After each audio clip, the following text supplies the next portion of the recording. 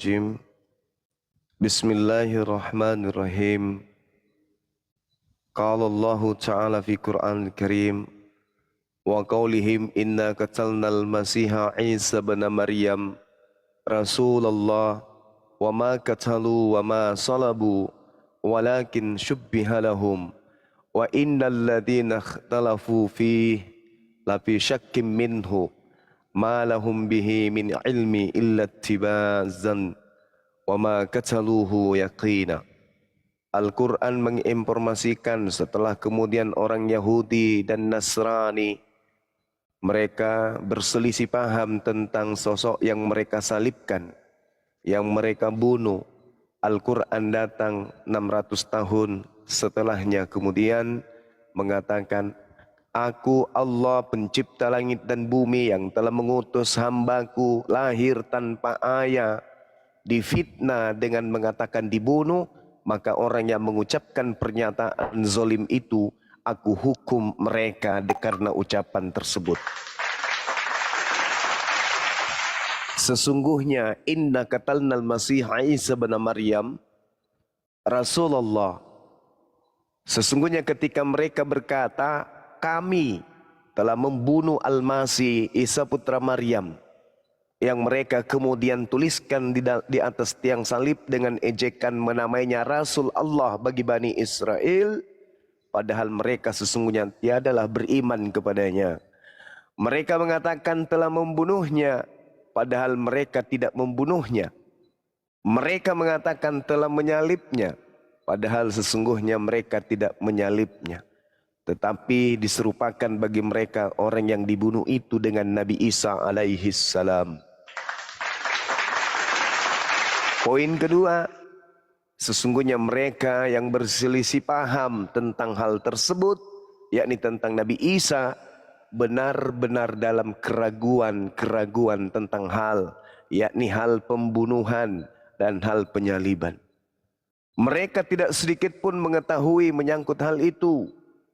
Tak ada mereka ketahui, yakni tentang pembunuhan Nabi Isa alaihissalam, dan apa yang mereka katakan kecuali hanya persangkaan belaka, dan mereka tidak membunuhnya dengan yakin. Mari kita masuk. Sahabat-sahabat sekalian, kalau ada saudara Kristen yang ingin lebih jauh memahami ini, itu nanti akan sampai kepada sayembara saya. Kemarin itu saya kasih poin 5 juta, belum ada yang menyanggupi. Sekarang saya naikkan 10 juta, belum ada yang menyanggupi. Dan insya Allah hari Senin kalau belum ada juga yang mampu menjawabnya, saya naikkan lagi nilainya menjadi 15 juta. Sekarang kita masuk ke dalam pendalaman materi tentang Al-Quran terkait dengan informasi yang konon ceritanya dibawa oleh wartawan atau pewarta atau pemberita. Di dalam Yohanes 13 nomor 36 diterangkan begini. Simon Petrus berkata kepada Yesus, Tuhan, kemanakah engkau pergi? Jawab Yesus, aku akan pergi ke tempat aku pergi. Engkau kemana aku pergi? Engkau tidak dapat mengikuti aku sekarang, tetapi kelak engkau akan mengikuti aku. Saya ulang, ketika kemudian Petrus yang diminta untuk melanjutkan tongkat estafet kemudian jemaah Yesus, yaitu jemaah orang-orang bersunat, Petrus kemudian bertanya, kemanakah engkau harus pergi? Kemanakah tempat engkau pergi? Maka Yesus menjawab, ke tempat aku pergi engkau tidak dapat mengikuti aku, tetapi kelak engkau akan mengikuti aku. Lalu kalau kita lihat di data nomor 33-nya sahabat-sahabat sekalian. Hai anak-anakku, hanya seketika saja lagi aku akan bersama kalian. Kamu akan mencari aku. Dan seperti yang telah kukatakan kepada orang-orang Yahudi, ke tempat aku pergi, tidak mungkin kamu datang. Demikian pula aku mengatakannya sekarang kepada kamu. Artinya begini, yang disalib itu Kesempatan awal saya katakan itu bukan Yesus anak Maria. Orang-orang Yahudi tidak bisa mengikuti Yesus. Sedangkan yang disalib bukan hanya diikuti, malah ditangkap. Yang kedua, Yesusnya ke langit, tidak mungkin Yahudi dan murid-muridnya ke langit. Tapi kalau ke kuburan, maka boleh mereka ke kuburan. Itulah fakta bahwa yang dikubur itu bukan Yesus. Karena Yesus mengatakan, engkau tidak akan pernah bisa datang ke tempat aku pergi.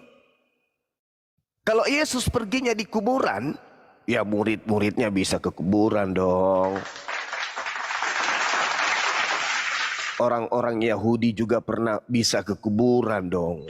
Sedangkan Yesus mengatakan, kemana aku pergi, engkau tidak akan pernah bisa datang ke sono.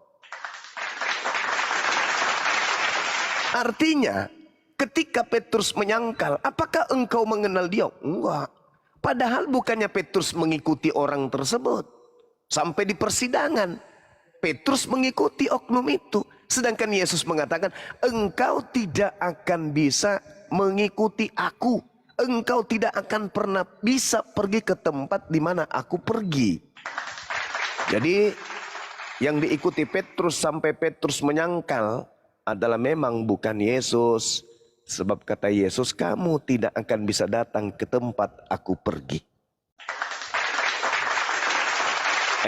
Ini pendalaman materi kemudian berdasar terhadap Al-Quranul Karim. Wa qaulihim inna qatalnal Masiha Isa bin Maryam Rasulullah wa ma qatalu wa ma salabu walakin syubbiha lahum.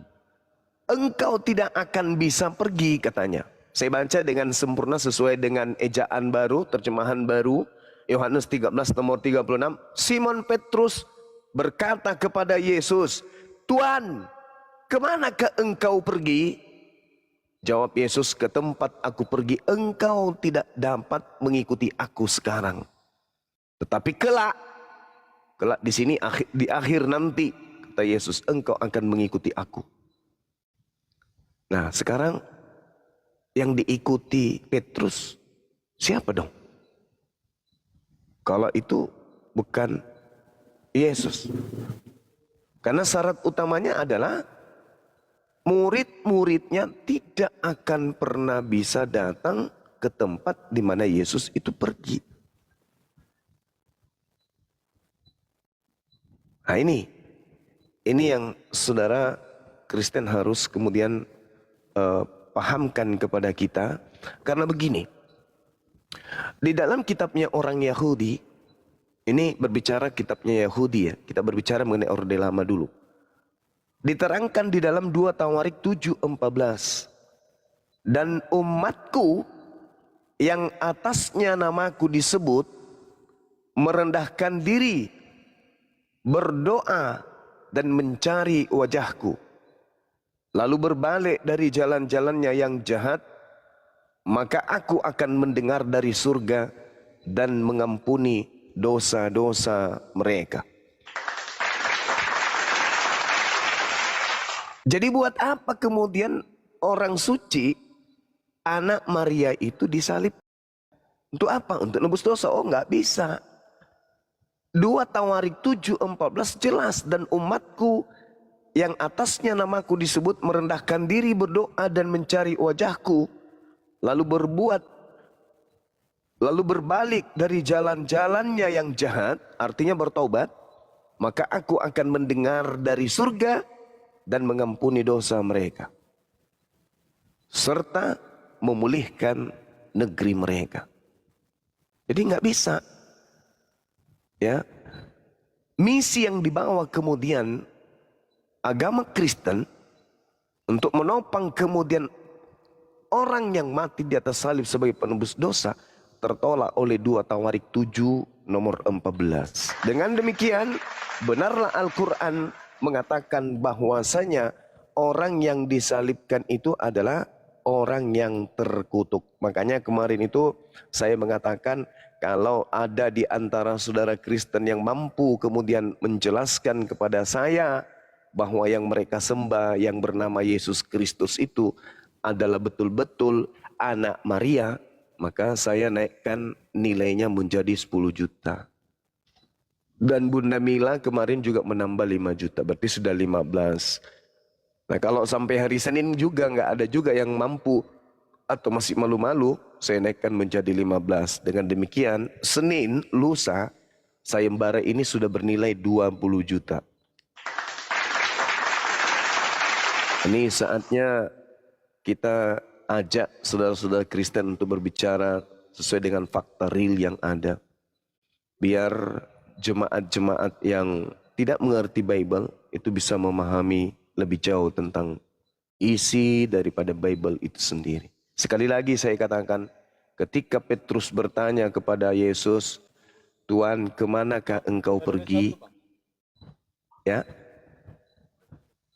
Yohanes 13:36, Tuhan, kemanakah engkau pergi? Harusnya Yesus menjawab, ke alam maut, ke goa, ke kuburan. Tapi Yesus berkata, ke tempat aku pergi engkau tidak dapat mengikuti aku sekarang. Berarti yang 40 hari melanglang buana kemudian datang dalam rupa yang lain, yang datang kepada Paulus, datang kepada Ananias, datang kepada Petrus, itu siapa, Rek?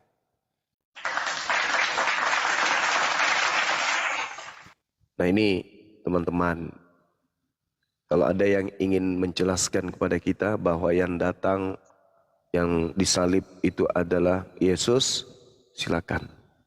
Nanti akan berujung kepada bahwa yang disalibkan ini, bahwa yang mereka sembah, saudara-saudara kita Kristen sembah ini adalah anak manusia, anak Maria. Tapi kalau mereka tidak sanggup membuktikan bahwa yang mereka sembah itu adalah anak Maria, bahaya ini. Bahaya. Berarti yang disembah itu adalah makhluk halus. Karena bukan anak Maria. Karena hanya ada satu kandidat, yaitu anak Maria. Dan mereka wajib hukumnya kemudian membuktikan kalau yang mereka sembah itu adalah anak Maria. Kalau bukan anak Maria, ya, karena pencipta langit dan bumi tidak pernah mengaku akulah Yesus Kristus, nggak ada pernah. Bahkan kalau kita melihat di dalam Matius 24, yang mengaku Yesus Kristus itu adalah penyesat. Nah kalau ternyata bukan anak Maria, maka yang saudara kita Kristen sembah adalah penyesat berdasarkan pengakuan Yesus itu sendiri. Ini masih status bertanya, statusnya bertanya, bukan menyimpulkan. Kami umat Islam bertanya, apakah yang kalian sembah itu makhluk halus, ataukah yang kalian sembah itu adalah anak manusia, anak Maria? Nah, beban jawaban ada pada pihak Kristen. Silakan. Izin abangku. Silakan. Abang, izin. Saya izin 5 hari, Bang. Ya, boleh. Tidurlah kita kalau begini. Zelin. Ya. Selamat siang. Agama apa, Baung? Agama Kristen, agama kebenaran. Alhamdulillah masih menyembah manusia. Iya. Silakan saudara Seling. Lanjut, Bang. Yang sering kesurupan ini Gurunda, lanjut. Bukan pendeta Panoang ini. Dengar. Identitas orang Kristen jelas. Betul. Dengar, saya kasih jawab. Orang itu Panoang, kulit jidatnya ini, bibirnya yang Panoang. Ya langsung. Silakan. Dengar, orang Kristen punya identitas yang jelas, yang berbeda dari semua orang, dari makhluk yang sembah iblis. Yaitu dia memiliki roh kudus, roh Kristus itu sendiri di dalam dirinya. Itu identitas orang Kristen, orang percaya. Ketika dia percaya kepada Yesus, dia dimeteraikan dengan roh kudus. Efesus 1 ayat 13. Di dalam dia... Mantap. Dia kasih kata Oke. Identitas orang Kristen. Kamu tidak punya identitas. Kamu identitas iblis. Baik. Mari kita uji apakah betul yang datang kepada saudara itu adalah Roh Kudus. Saya ingin bertanya kepada saudara, karena ciri-ciri Roh Kudus kata Yesus mengajarkan segala kebenaran. Kalau yang datang kepada saudara itu adalah Roh Kudus, tolong kebenaran terkait di dalam ajaran Roh Kudus yang datang kepada Anda, orang yang mati meninggalkan hutang, solusinya itu seperti apa menurut Roh Kudus? Silakan.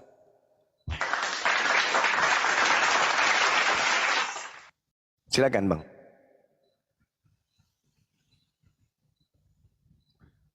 Yesus berkata dalam Yohanes 16, apabila Roh Kudus itu datang, maka Dia akan membimbing kamu ke dalam semua kebenaran. Dengar, Mari saya uji. Kebenaran Mari saya uji. itu adalah firman Allah. Saya uji. Saya uji. Saya jelaskan kepada apakah kau. Roh Kudus itu, dengarkan saudara, di dalam pengajaran Yesus tentang Roh Kudus, Dia datang mengajarkan segala hukum.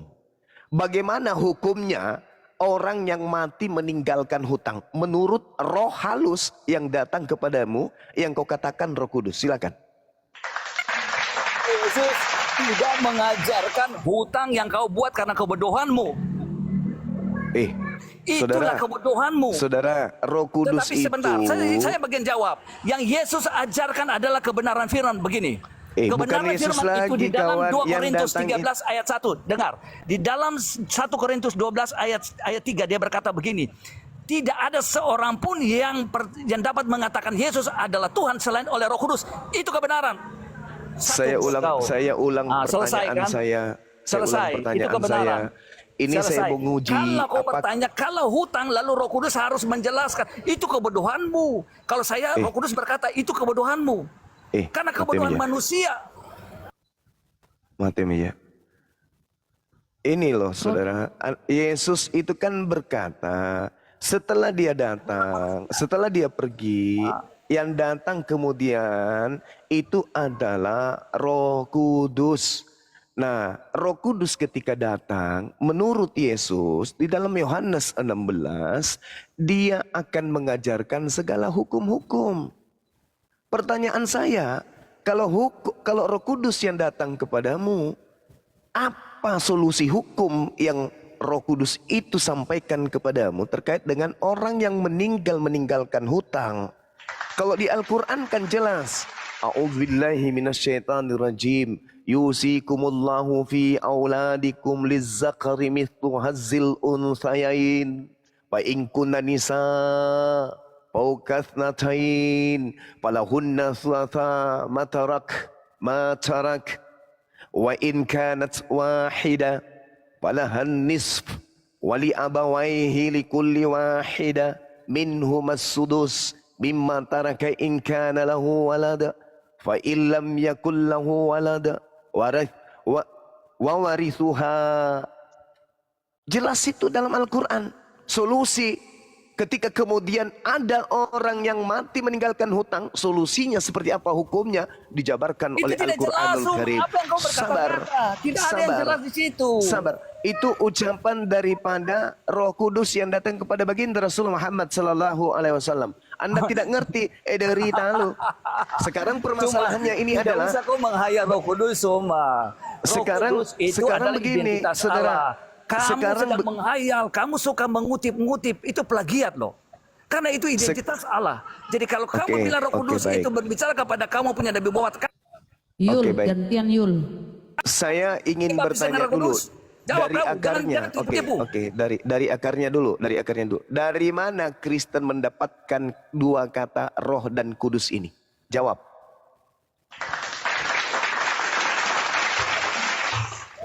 Sekarang saya minta kau jelaskan.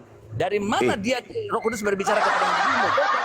Terhadap perkataanmu. Berarti ajaranmu adalah ditipu. Karena baptisan dengan Roh Kudus itu menerima seseorang menerima Roh Kudus daripada Allah. Allahu Akbar. Al-Quran mengatakan kul nazzalahu ruh kudus. Kul nazzalahu ruh kudus. Sekarang saya minta dalil di dalam kitabmu dalam bahasa Yunani, tunjukkan kalau ada kata Roh Kudus. Silakan. Ada, saya cari sendiri. Ya, silakan.